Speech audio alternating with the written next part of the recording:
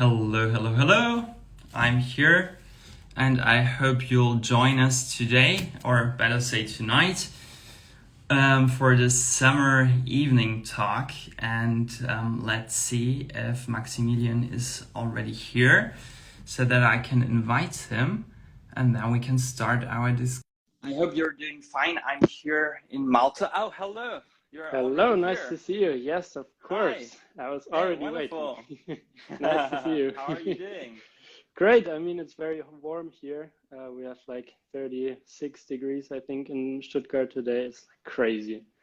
Wow. And I'm really, really jealous about you having the sea right in front of your doors. I would love to have That's that. true.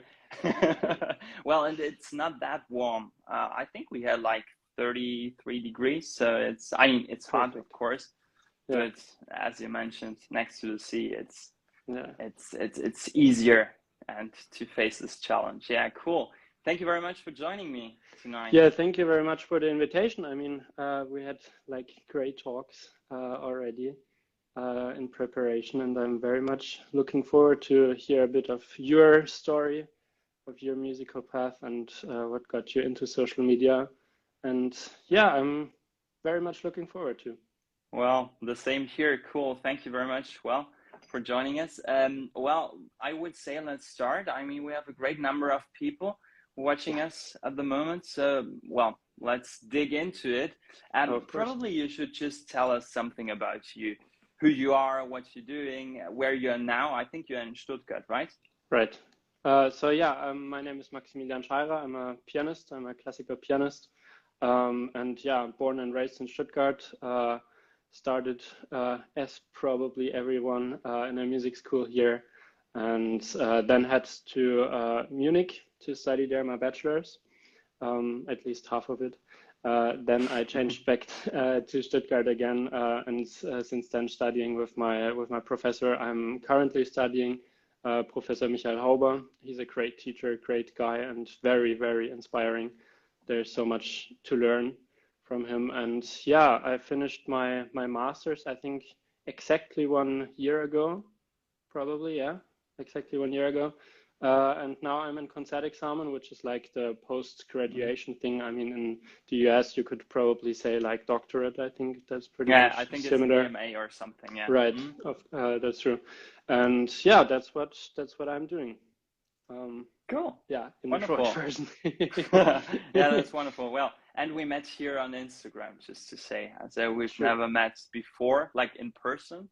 In sadly. person, like we've been to the same event. We found out a few days ago when we were talking. It was fun in 2012 in Stuttgart. We played at the same. That was at the Organ Academy where you played, I think. Yeah. Right. But unfortunately, we didn't see us. Well, good old times. Yeah, we should change it. But you're gonna be in Vienna, I've heard, but I won't be there, sadly. So yes, unfortunately. Well, next occasion. Definitely. We will make it happen for sure. Yeah, I'm sure. So I'm sure. Cool. What is your path? I'm curious. Well, I also started with the piano, by the way. So I'm born and raised more or less in Graz, Austria, Styria. Second largest capital here in Austria. So, it's a small city, but I think you can compare it to Stuttgart, kind of. Pretty much, I think. And I was studying at the University of Music and Performing Arts in Graz, Austria, Oregon, of course. And I also did some exchange year in France, also during the COVID pandemic, which was kind of crazy stuff, but I did it. Yeah, so I'm just finishing my master's in Graz. So I'm more or less not a student anymore, which is kind of crazy stuff now because I'm kind of a free person. But I'm really looking forward to go to more master classes or even a DMA. I'm thinking about this as well. So yeah, my life is all about the organ, and I'm traveling a lot. And at the moment, I'm really, a lucky guy to be here on this wonderful island of Malta, and I'm enjoying my holiday here. Which is great. So this is a very short version of it. Yeah, cool. Nice. Wonderful. Nice. Well, we discussed something about social media because, as I mentioned, we've met here on Instagram. So probably people are curious about what we are doing here, why we are doing it. Maybe you can just help us to let us know what you are doing on your social media accounts, which accounts probably you have. I think it's, of course, Instagram here, but which other accounts you have, and yeah, what are you doing there exactly? Yeah, first of all, I think it's great to have a platform like Instagram or in general social media, yeah, like every other platform as well, because like first of all, you can meet amazing people and get in contact with like people you would probably never met in your or never meet in your life, and like you can get in touch with many inspiring people. You can also inspire the audience to, like, for example, start the instrument again, it doesn't have to be piano or organ, like just in general, the instrument, because you didn't take the time or you had a rough time in the job or in school or whatever.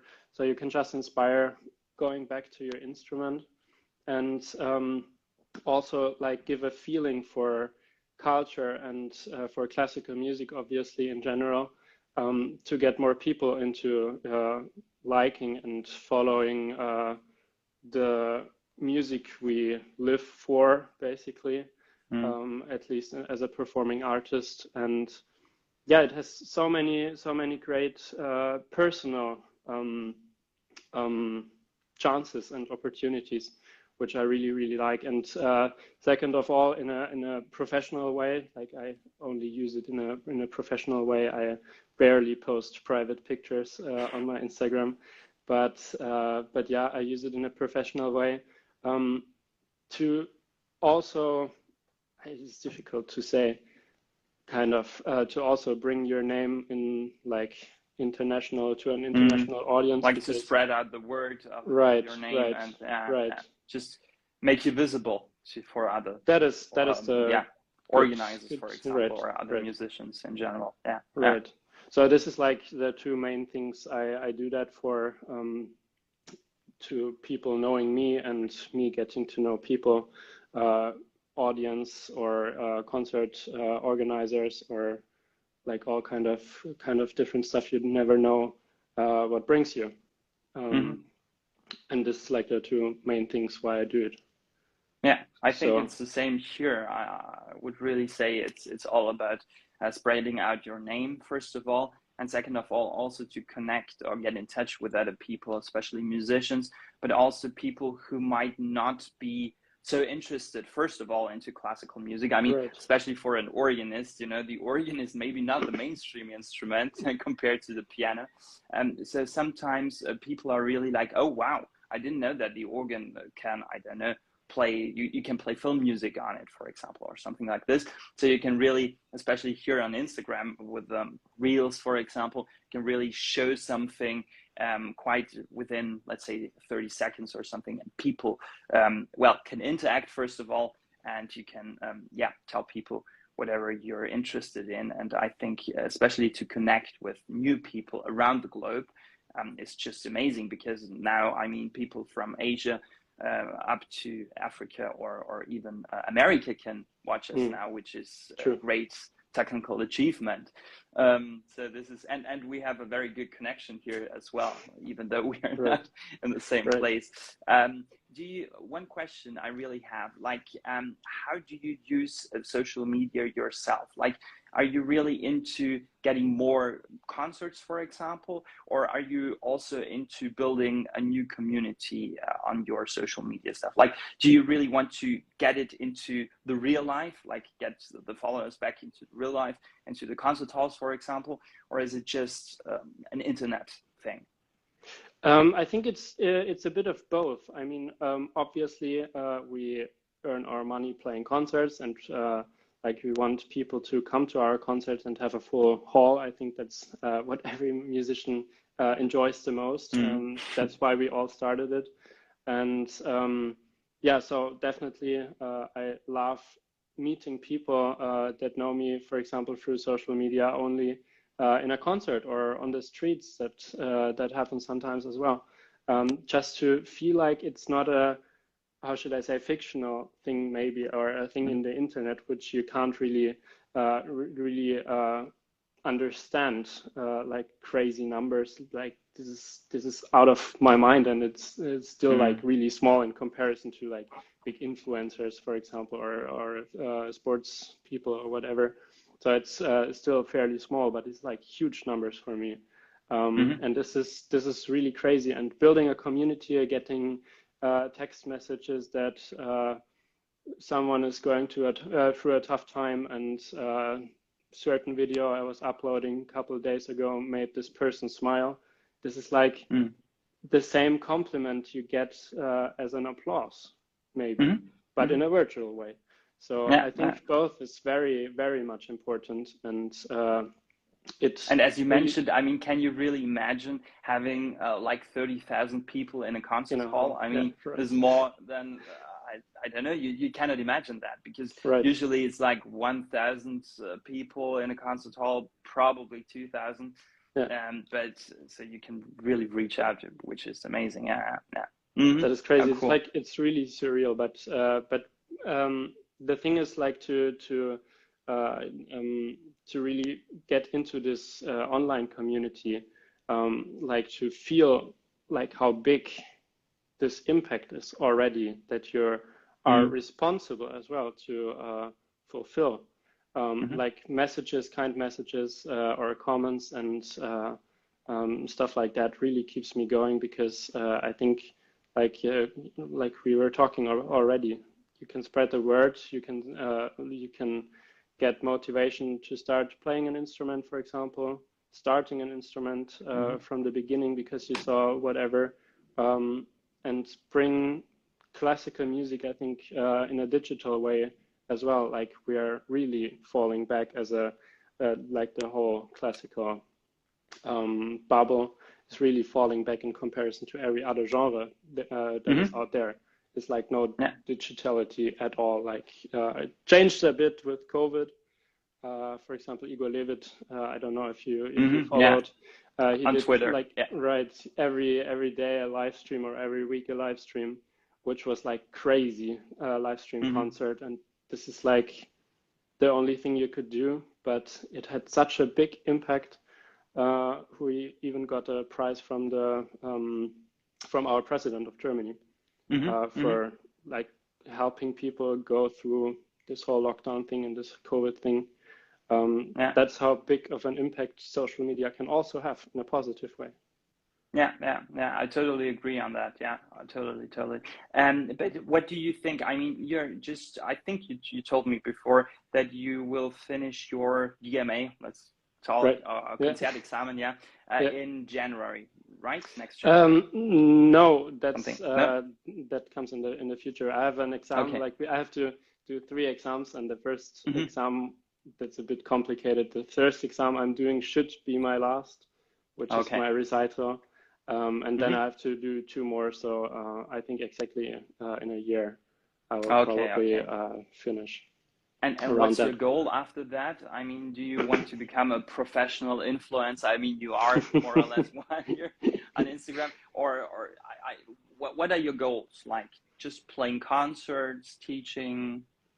I think like I said before, it's everything in combination. I think like inspire people through social media, building that up on different platforms as well, and then on the other hand, teaching. I really like teaching, to explain my passion and my way of thinking that works for me. Doesn't have to be the taste of everyone, of course, like in every music, but what works out for me to help people with technical stuff, I really like that. So I would definitely enhance that even more. And then, of course, playing concerts is my biggest passion, to be on a stage and to meet wonderful people and bring my music, my passion to an audience. That is what is my vision. How is it about you? Well, good question. Well, it's more or less the same. No, I just, I'm now in this transition between being a student and now being, well, a freelancer organist, who's trying to build up, first of all, a community, of course, which is really nice because, as you already mentioned, it's very nice to meet up with new people, also to read all the comments, and good vibes you're getting through social media also. Right. And I think also motivation, because sometimes maybe you have the same thing here.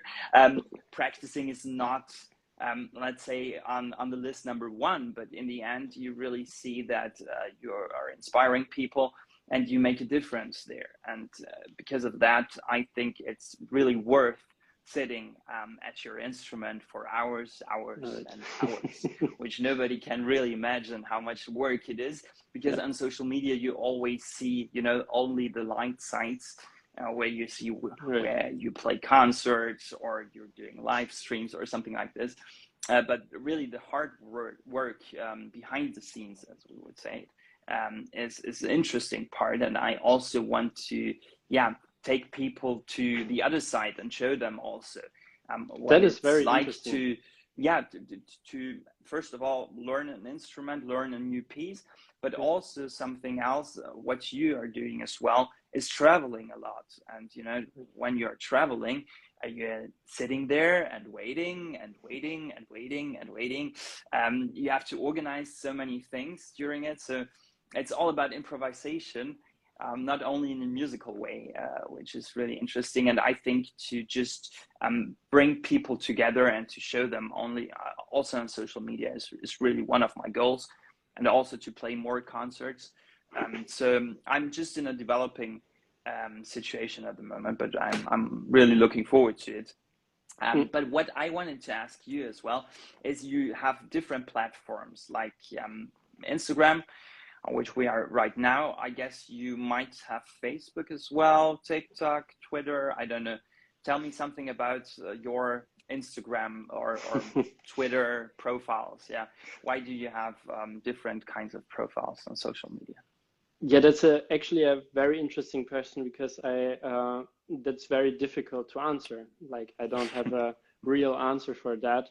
I mean, like, first of all, you want to reach as many people as possible, and you on every platform you reach a different kind of audience.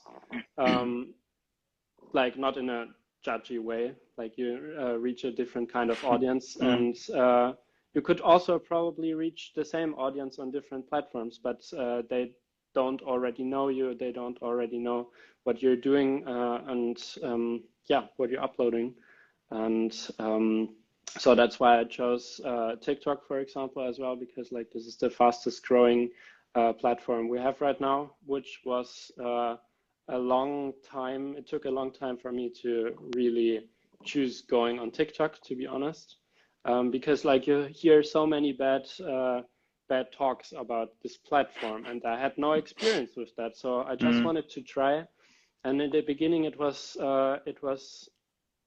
honestly a bit weird, but somehow, and I didn't understand like the algorithms of TikTok at all, because like some video is gonna get pushed up and then the other one has like literally two views, and this is crazy, but never mind. Like, as I got going and got to know a bit more about TikTok and YouTube Shorts as well, I was really into it, and just started to upload. I think this is also a good way for like musicians that are watching right now that want to start social media, for example.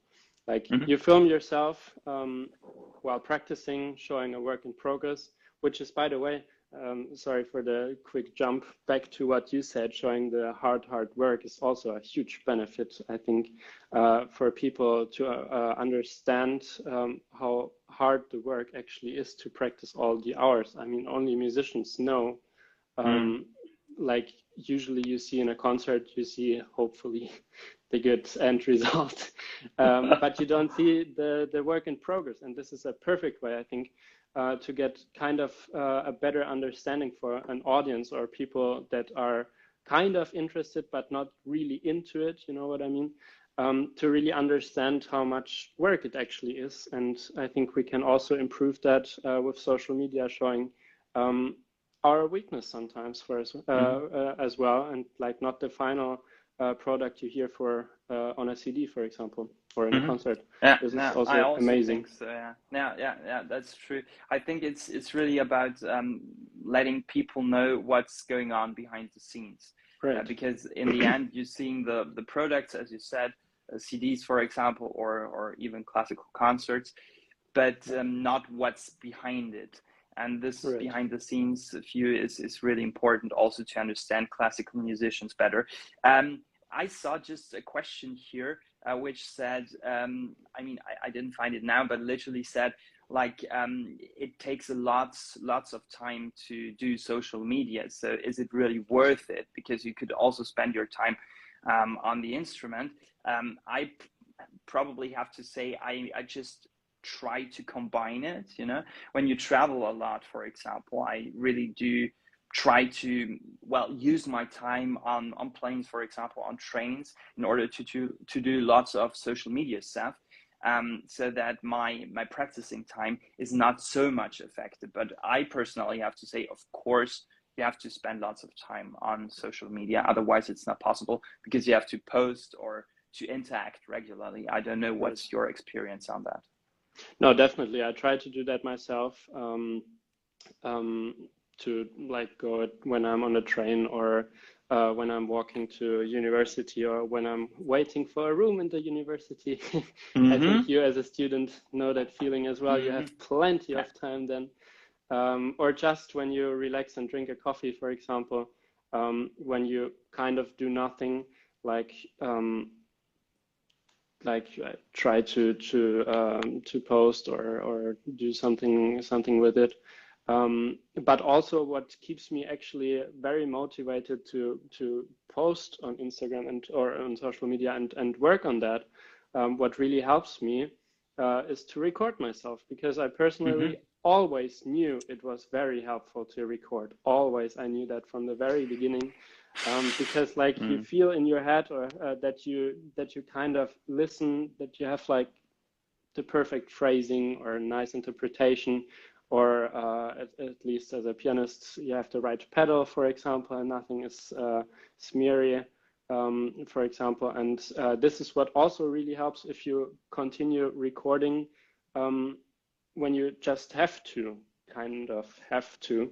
Of course, there's no real pressure, because we do it for fun as well.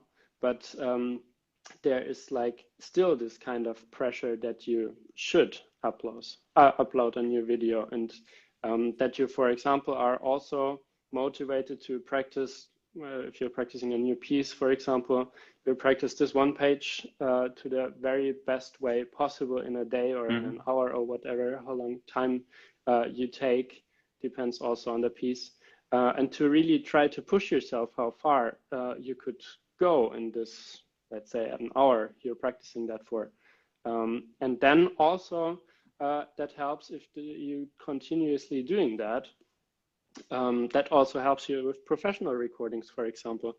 When I was recording my CD, you can say something about that as well later, because I'm curious. When I was recording my CD, for example, I felt really chilled actually to record for 6-7 hours in a studio for like 3 days. Of course, it's a long time and you get tired, but I think everyone who was doing a recording already, like either professional or private, that's the same thing. You try to play a piece and then you fail at a certain passage, and then you have to retry. And like if you're constantly failing, for example, then you get frustrated and you're getting tired, not concentrated anymore.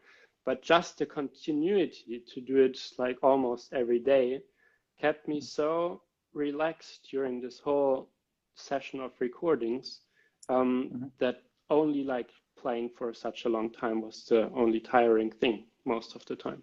What was your experience with that? Well, it's more or less the same. There is only one difference, because when you're an organist, you also have different instruments. I mean, it's the same on the piano, but you know, the tracker action and the action on keys, like how fast or they are, is different. So it's also kind of sports thing, you know, in order, whether you have enough power, like muscle power also, to play an instrument or not. So this really motivated me to play on different organs, especially on track, like real mechanical organs, and not only on my personal private, electronic organ, in order to really focus on your touch and also to focus on your muscle power. And this is also something, because I recorded my CD and now I'm preparing another CD. So stay tuned. Let's see what's coming. But of course, as you mentioned, you're recording for 2 or 3 days and nights, especially as an organist. You have to record during nights because most of the times the churches or concert halls are in the middle of the city, of course. And so you have to watch for silence, and therefore you have to record during the night. And this really causes you lots of power. And lots of concentration, of course. And as you already mentioned, it's really helpful if you have already focused on recording yourself, which is only in small videos, as you do it, as I do it, because reels are at the moment, as we call it, the hottest shit. But I personally, as you mentioned, think that it's really interesting and really helpful to focus on different bars, let's say on a couple of bars, and practice them really to the highest level in order to record it and to make it public. Because as we before mentioned, usually at a concert you have, if it's a real big concert, a classical concert, you have like 2,000 people in the audience. But here, some of the videos got like 500,000 people, like views, reached out to 500,000 people, which is not imaginable at all. And therefore, I think you really should focus on what you are releasing on these platforms. But really, it helped me a lot. And it's also as I before mentioned, it's something for me to be on the track again and to really focus on my training, on my practicing for the organ. Because as you might also have, there might be some, not the best days, let's say some bad days, where you're not so in the mood of practicing. And so social media also helps in this way, especially in this way. And what I also wanted to mention is between the different platforms, because we were discussing about Facebook or TikTok, and I'm not on TikTok. I'm thinking about it, but honestly, at the moment I'm not so convinced about it. But I'm doing lots of Facebook stuff because I think you can storytell a lot, you know.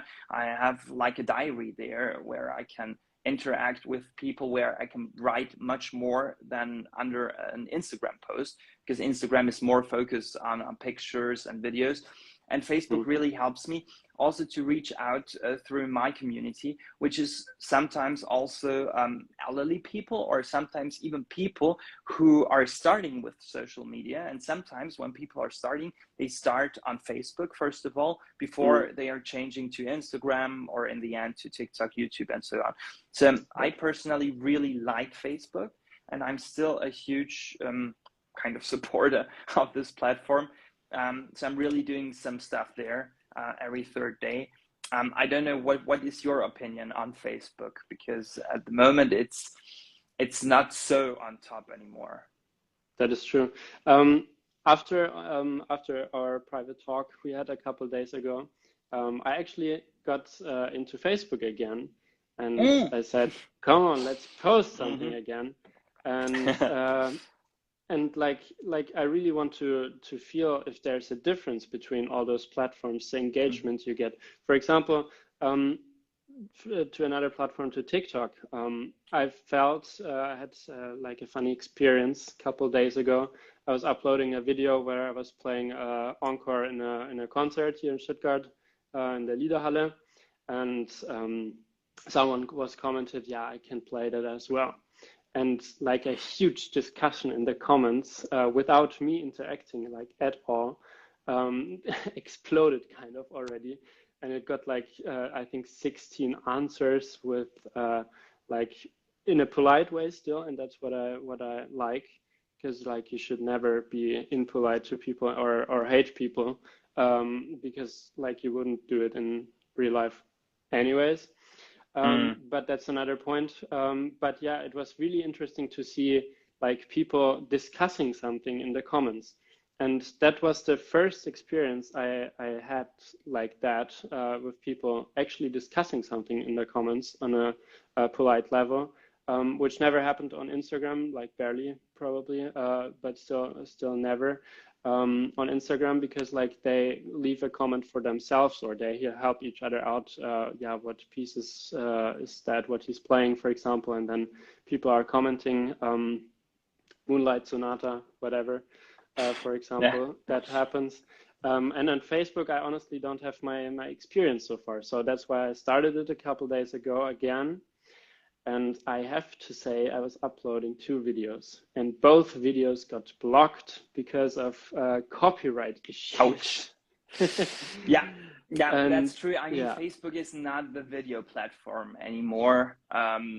Yeah, as I mentioned, I really use it as a diary, more or less, Right. to tell people where I'm going, especially during my tours or something. But you're right, it's not the best way to upload videos. Yeah, I got So the you same personally thing. do only pictures, I saw, like a bit more private, more big, like what you said, the diary, like behind the scenes. And I really do like that, actually. Thank you very much. Thank you. I just try to combine it with the organ and to combine it with my experiences, and to tell really a story, what I'm doing currently, because everything, literally everything, is combined with the organ or linked to the organ, as because it's my instrument, it's my life, and it's what I like to do, what I love to do, and it's also the reason why I'm traveling so much. And this really helps me to write this diary, and I also get really good comments on it, so people are kind of interested in. And I also had the experience, which for me is really important, that people saw pictures, so posts on Facebook, for example, or even Instagram, but mostly Facebook, and they really attended the concert in the end. That's which great. For me is really the goal I want to achieve, to bring people from social media really back to the real world, and into the concert halls or churches. So this personally gives me the motivation to say, yes, I'm right doing this, because people really come to concerts and want to meet me in person, which is really nice. By the way, about talking about crazy comments, because we also wrote in our description that we would, discuss some craziest moments or reactions on videos or posts. Could you tell us something about some crazy reactions you already got? Like, luckily, I barely get any hate comments. That happened. Like, I could probably count that with my 2 hands, luckily. Yeah, but those I got were kind of interesting, I'd say.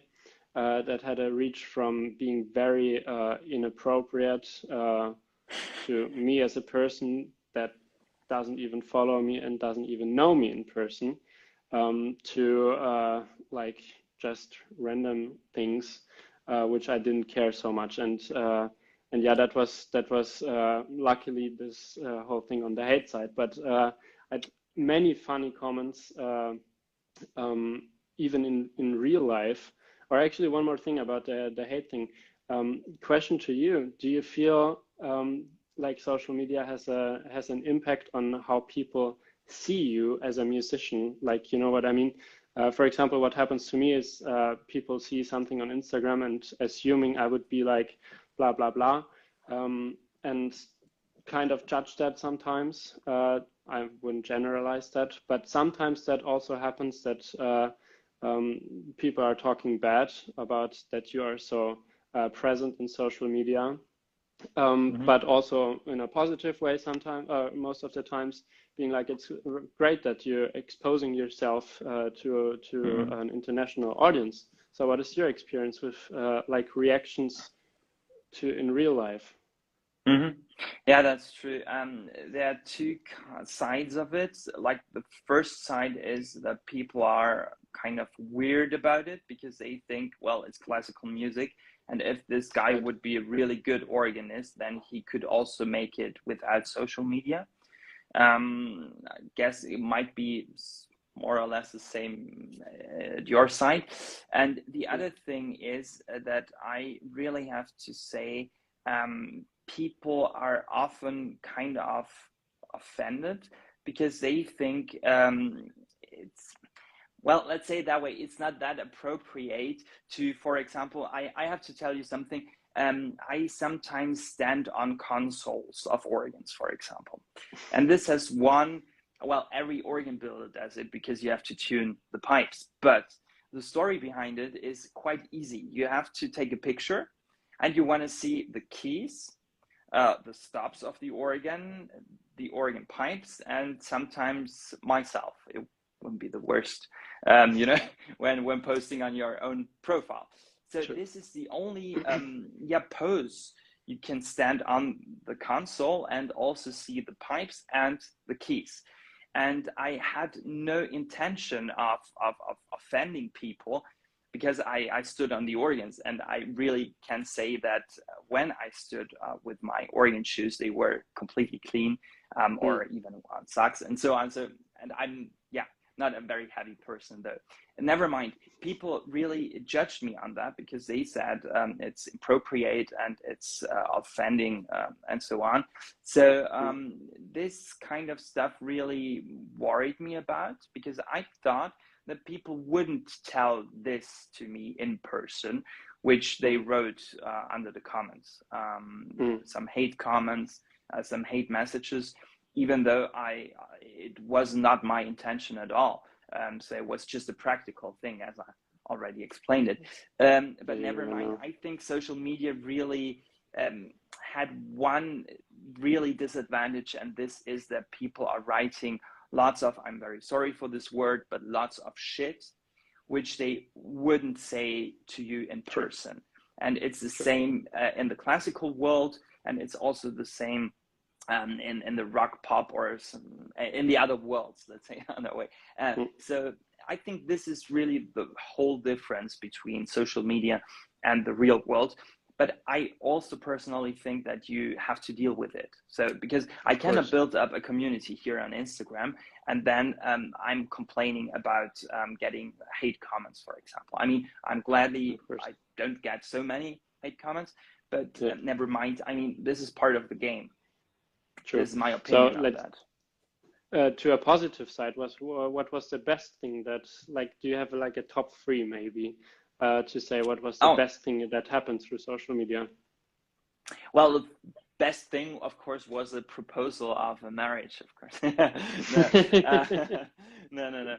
Well, of course, concert invitations, and many. I got many occasions where people saw me on Instagram, on Facebook, of course, on YouTube, because there you can really post long videos, you can show your skills, you can make professional and take professional clips and post them on YouTube. So this is also very, very important, I guess, especially for classical musicians.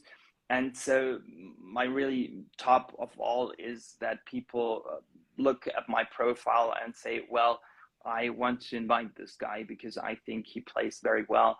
And I think that also his whole, his whole attitude on what he's doing for the classical music inspires me to invite him. And this is for me always the goal I wanted to achieve, I wanted to reach. And for me, this is really the most important goal. What's yours? The very craziest thing that ever happened to me was like a couple years ago, actually. It was in 2019.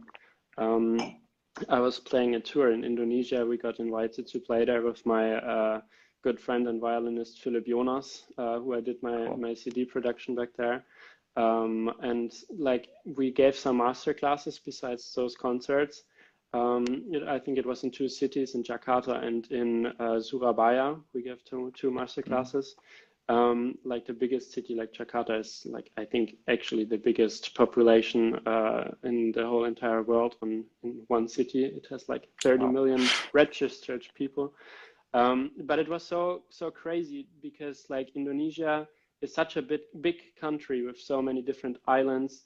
And for this first masterclass I was giving there, it was my first like ever masterclass I personally was teaching, so it was extra special anyways.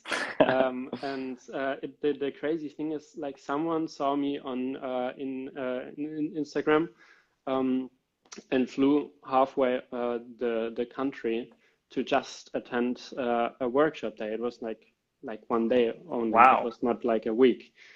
You can imagine, because we were staying like in each city for maybe like 2 or 3 days.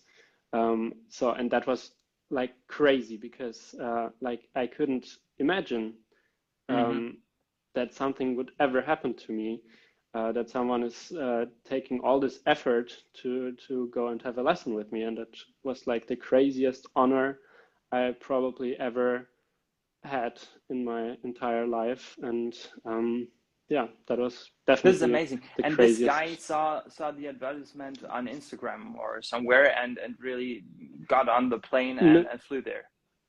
Right, not even that the masterclass is there, but also like me as a person, as a pianist, my videos, and he like looked through every platform I did, like my YouTube videos and stuff. So he was really actually following me, not only as a follower, but he was actually following me.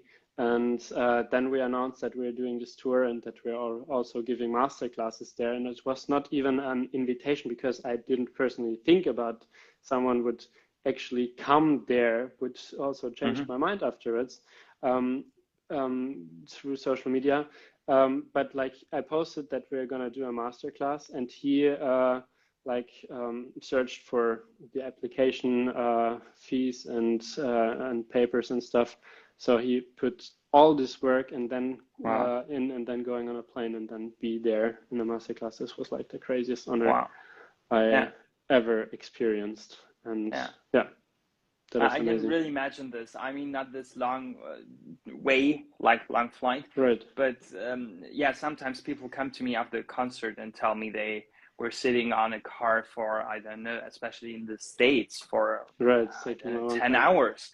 And I'm like, oh, thank you so much. This is really an honor for me, because, they doing all this because they want to see me. And this is also through social media, because they know me through these platforms, which is an extraordinary honor to play there and to play for them. And I think it's also a kind of responsibility, that you cannot also do whatever you want to do, but it's also a responsibility for your whole community, which you already built. And as you mentioned, I mean, it's just an honor being able to see people there back abroad.